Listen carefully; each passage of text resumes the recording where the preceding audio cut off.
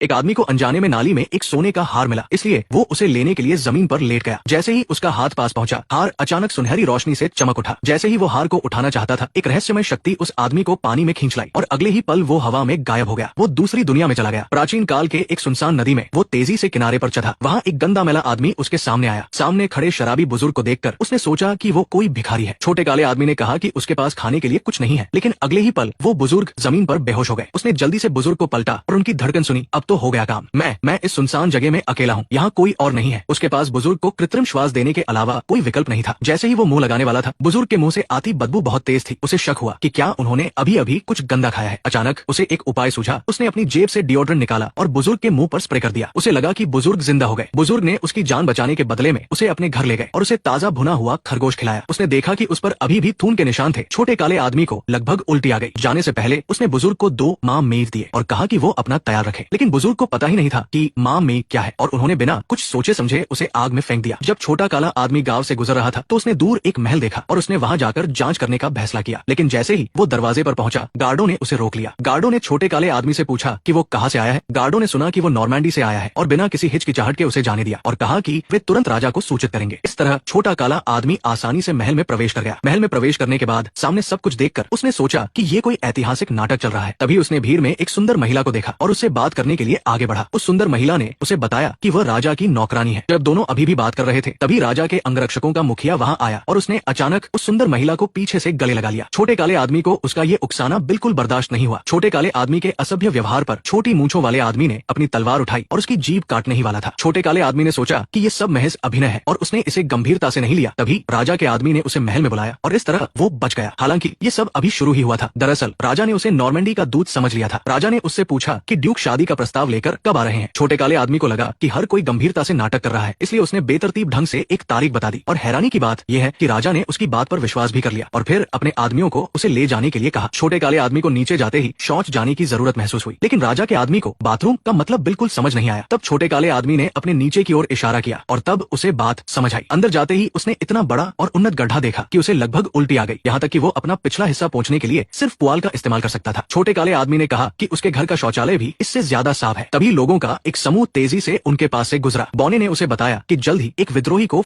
आने वाली है और वो इस रोमांचक प्रदर्शन को देखने से चूकना नहीं चाहता था। जल्द ही विद्रोही को वधस्थल पर लाया गया।